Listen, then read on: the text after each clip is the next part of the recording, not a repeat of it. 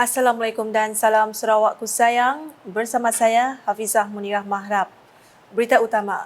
Sektor pembinaan di Sarawak melangkah setapak lagi apabila bakal memulakan pembinaan rumah menggunakan sistem pencetakan kediaman 3 dimensi 3D dalam masa terdekat.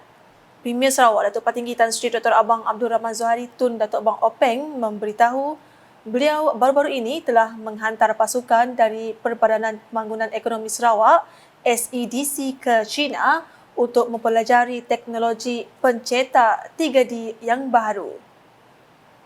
Kini tu masih di negeri China setidaknya belajar dan saya akan ubah cara kita membangunkan rumah dan juga bangunan dengan 3D printer. Jadi ini cara baru. Jadi saya lagi kita pakai buruh dia minat. Kata orang saya ketek aja. Ketek nak ya jadi. Tu dah cara saya. Beliau berkata demikian ketika berucap menyempurnakan majlis simbolik penyerahan Sumbangsih Raya 2023 di Wisma Bapa Malaysia pada Jumaat. Di temu bual media selepas majlis tersebut, Datuk Patinggi Tan Sri Abang Zohari menambah, dengan teknologi seumpamanya, Sarawak dapat membina rumah dengan lebih cepat dan tidak lagi perlu bergantung kepada pekerja asing. Katanya bakat tempatan mempunyai kemahiran yang relevan juga boleh dibayar lebih tinggi dengan adanya teknologi berkenaan. Secara tidak langsung, katanya ia akan memberi manfaat kepada ekonomi Sarawak dan membantu meningkatkan kemahiran tempatan dalam bidang teknologi dan pembinaan. Terdahulu dalam majlis sama, Premier Sarawak sempat menyempurnakan perasmian Majlis Sumbangsih Raya 2023. Sebanyak 11 agensi yang melibatkan anggota dan pasukan keselamatan dan penguatkuasaan yang akan bertugas pada hari Lebaran nanti menerima Sumbangsih Raya bagi tahun ini. Menurut Menteri Pembangunan Wanita, Kanak-kanak dan Kesejahteraan Komuniti Sarawak KPWK, Datuk Seri Fatimah Abdullah, semasa berucap dalam majlis tersebut, sumbangan yang disediakan pada tahun ini adalah sebanyak 12,000 kotak berbanding 11,500 kotak pada tahun lepas. Katanya kotak sumbangsih tersebut berupa 3 jenis barangan makanan. 11 agensi yang telah kita kenal pasti akan menerima kotak sumbangsih raya 2023. Majlis simbolik ini diadakan sebagai seperti yang telah dikatakan oleh pengacara majlis tadi adalah tanda keprihatinan kerajaan negeri dan juga pengiktirafan serta penghargaan kerajaan negeri kepada semua anggota dan pasukan keselamatan penguatkuasaan yang akan bertugas pada hari Lebaran nanti. Menurut Datuk Seri Fatimah lagi, penerimaan dan pemeriksaan kualiti produk pembekalan telah bermula pada 27 hingga 29 Mac 2023, manakala sesi pembukusan telah diadakan pada 3 hingga 5 April 2023. Katanya terdapat 11 agensi menerima sumbangan tersebut dengan senarainya seperti tertera.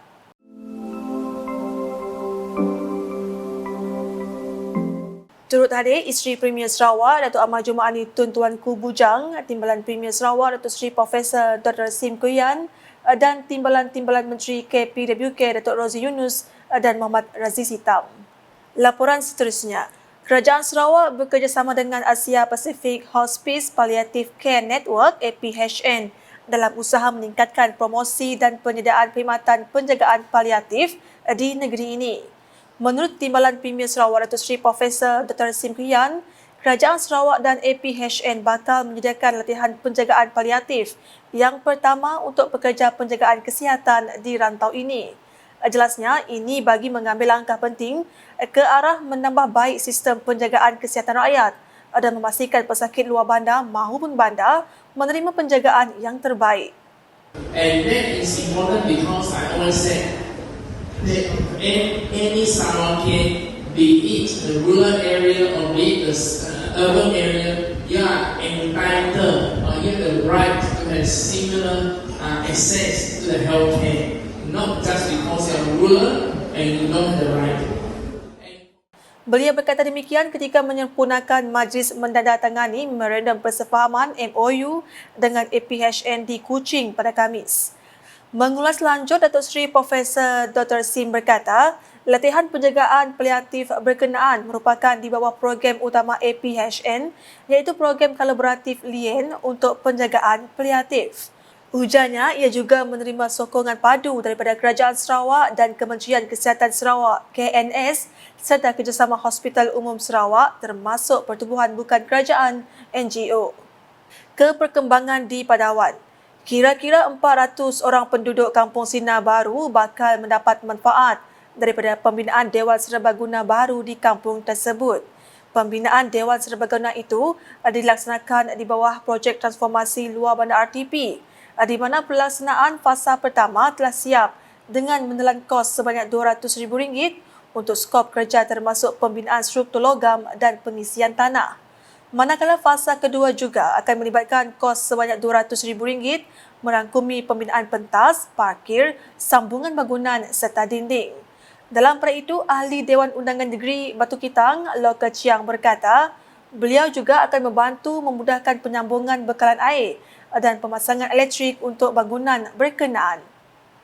Working together, I can see the community here is going to benefit tremendously, and that's what this is all about. You know, GPS working together with the community leaders and NGOs to give the best benefit to our people. Yeah, thank you to GPS. Yeah. Beliau berkata demikian semasa ditemui media dalam majlis penyerahan projek RTP Dewan Serbaguna Kampung Sinar Baru oleh Jabatan Kerja JKR kepada Ketua Kampung Ngui Nam Chiu di Padawan pada Khamis.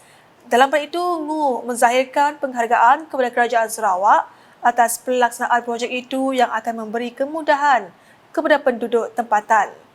Sementara itu, Presiden Persatuan Warisan Raja Charles Brooke Memorial RCBM, Angelina Jong yang turut hadir berkata, Dewan itu sudah pasti akan memberi manfaat besar kepada kampung dengan sebuah perpustakaan mini juga akan didirikan di situ.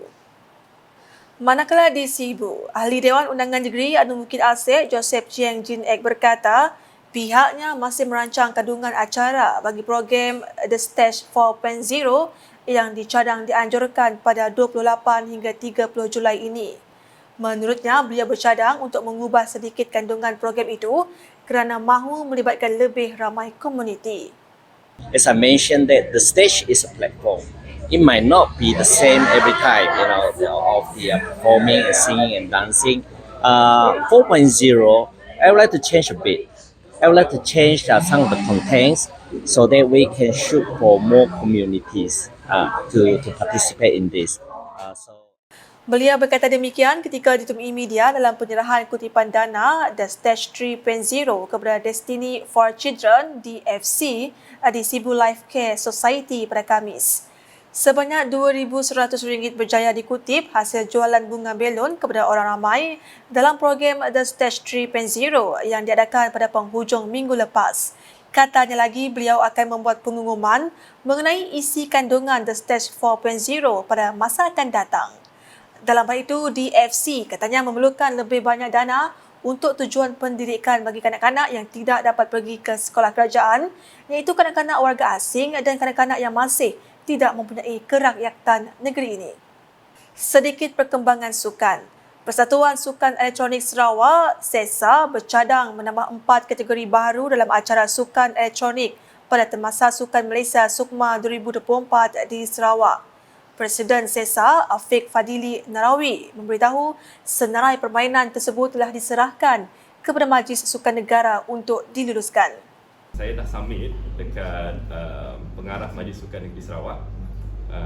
Yang tambahan game title selebihnya adalah Racing Simulator melalui game title Race Room, FIFA 24 dan maybe insyaAllah Tekken 7. Ya. Tapi ni belum final. Once dah diputuskan oleh pihak Majlis Sukan Negara, dan baru je final. Tapi kita cuba lebihkan untuk mengetengahkan Racing Simulator sebab kita ada bakat yang sangat-sangat berkebolehan dan sangat berpotensi untuk memberi pingat emas kepada kontijen negeri Sarawak. Beliau berkata demikian dalam sidang media kejohanan Senator Esports Cup 2023 Series 1 pada Khamis.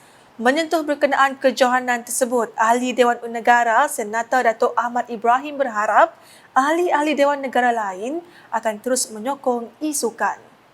Program tu saya berharap bila saya siap lagi jadi senator bang tu akan bersambung lagi sampai bila-bila, dan harap senator yang lain akan mengambil idea tu juga untuk menyokong Sarawak e-sport atau e-sport di lain-lain negeri lah, untuk majukan sukan e-sport ni.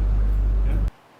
Ini merupakan julung kalinya kejohanan sebegini diadakan di Kuching, iaitu di Pusat Beli Belah Bollywood pada 6 hingga 7 Mei 2023. Ia menyaksikan sebanyak 32 pasukan bertanding dalam permainan Mobile Legends, Bang Bang serta 32 pasukan dalam permainan PUBG Mobile dengan wang tunai berjumlah keseluruhan RM4,000 untuk dimenangi. Selain itu, kejohanan itu juga bertujuan mengadakan derma amal untuk mengumpul sebanyak RM5,000 bagi menyumbang kepada kanak-kanak yang menghidap penyakit kritikal. Sekian edisi malam bersama saya, Hafizah Munirah. Berita lebih lanjut boleh ditepati di semua platform media sosial UKAS, termasuk portal ukas.sarawak.grb.my dan UKAS Channel di YouTube. Sebelum mengakhiri buletin UKAS, saksikan sorotan Majlis Simbolik Penyerahan Sumbangsih Raya 2023 di Wisma Bapa Malaysia pada Jumaat.